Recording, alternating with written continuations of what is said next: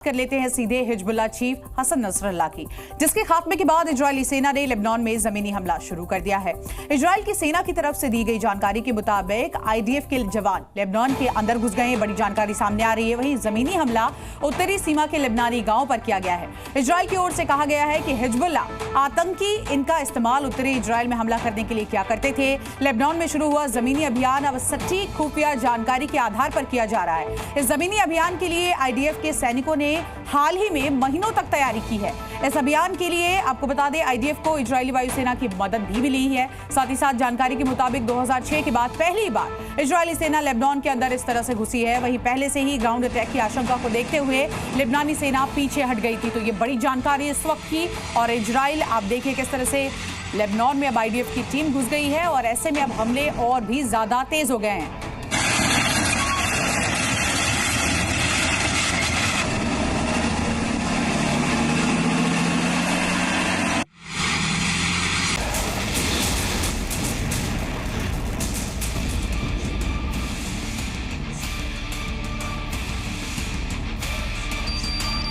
Pager attack, walkie talkie attack,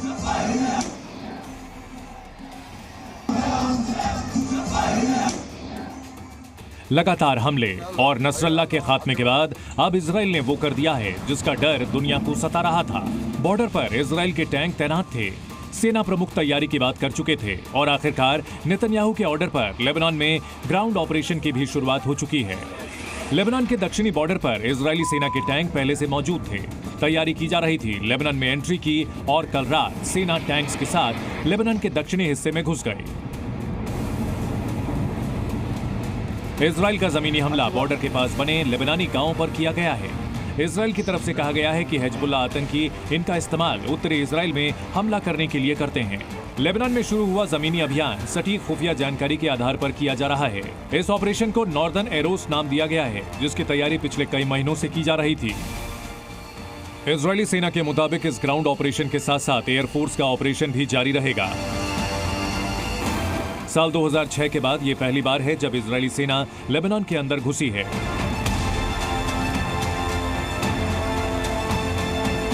Israeli defence forces ने 1982 से 2000 तक वहाँ पर अपना पूरा कंट्रोल रखा।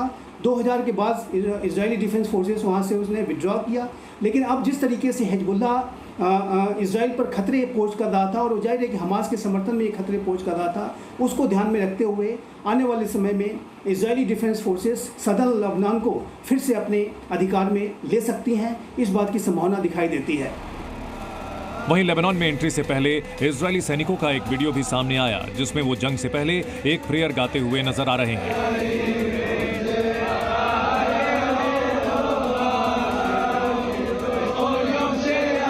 इजरायल लगातार लोगों को लेबनान खाली करने का आदेश दे रहा है। नसरल्लाह की मौत के बाद अब इजरायल का टारगेट हिजबुल्लाह को पूरी तरह खत्म करना है और ये उस तरफ उसका निर्णायक कदम साबित हो सकता है।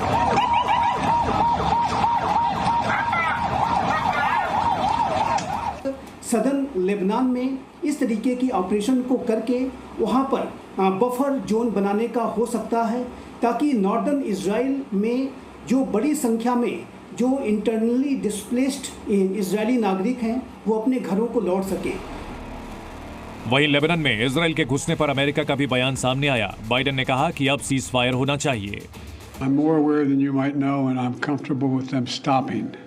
We should have a ceasefire now. Thank you. भले ही बाइडेन सीज फायर की बात कह रहे हों, लेकिन दुनिया जानती है कि इजरायल को अमेरिका का समर्थन हासिल है।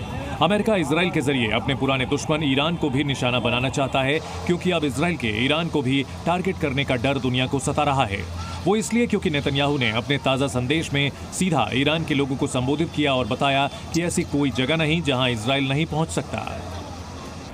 नेतन्याहू के इस बयान के बाद ये आशंका जताई जा रही है कि क्या इजरायल ईरान के खिलाफ कुछ बड़ा करने की प्लानिंग कर रहा है।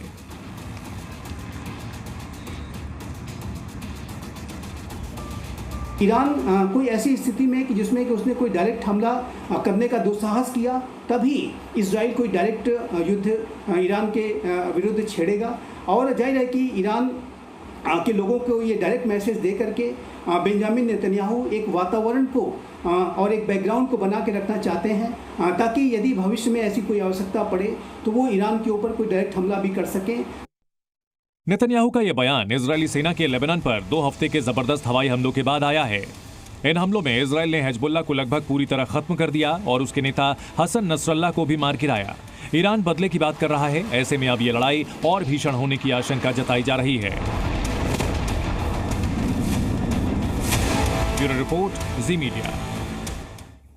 तो आप देखिए किस तरह से आईडीएफ ने अपने हमले और भी ज्यादा तेज कर दिए हैं। इससे पहले एयर स्ट्राइक किया जा रहा था, लेकिन अब आईडीएफ की टीम लगातार लेबनान में घुसकर और यहां पर जो आतंकी ठिकाने हैं उसको तबाह करने की कोशिश कर रही है। इन सबके बीच 7 अक्टूबर को ये पूरा का पूरा हम कहें तो हमला शुरू हुआ। हमास ने पहले इसको शुरू किया, उसके बाद इजराइल ने ताबड़तोड़ न सिर्फ हमास बल्कि हिजबुल्लाह के ठिकानों को भी अपना निशाना बनाया। और इसी के साथ साथ आप देखिए कि जो हूती विद्रोही है उनको भी इजराइल नहीं बख्श रहा। और इन सब के बीच पहले हसन नसरल्लाह को मार गिराया गया और उसके बाद अब लेबनान में आईडीएफ की टीम घुस गई है और एक बड़ा मैसेज यहां पर देने की कोशिश कि इजराइल की तरफ कोई आंख उठा के देखेगा तो उसे बख्शा नहीं जाएगा। इन सब के बीच इजराइल लेबनान के बीच जो तनाव चल रहा है उसको लेकर हम आपको 10 बड़े अपडेट दे देते हैं कि आखिर इस पूरी हमले में क्या कुछ हो रहा है और आईडीएफ की कार्रवाई कहां तक पहुंची है। लेबनान में इजराइल का ग्राउंड ऑपरेशन शुरू हो गया है। पहले एयर स्ट्राइक किया जा रहा था और आप देखिए किस तरह से आईडीएफ की टीमें यहां पर पहुंची है। वीडियो भी जारी कर दिया गया है। लेबनान में फिलिस्तीनी कमांडर की मौत हो गई है और साथ ही साथ इजराइल के अटैक में इनका कमांडर भी मारा गया है। अमेरिका की ईरान को अब चेतावनी भी मिल गई है। साफ तौर पर उन्होंने कहा है कि अगर कोई भी यहां पर गुस्ताखी करने की कोशिश करेगा ईरान तो बख्शा नहीं जाएगा। ईरान ने हमला किया तो गंभीर परिणाम भुगतना पड़ेगा। अमेरिका की ओर से बयान जारी किया गया। इन सब के बीच लेबनान के समर्थन में यूएई आ गया है।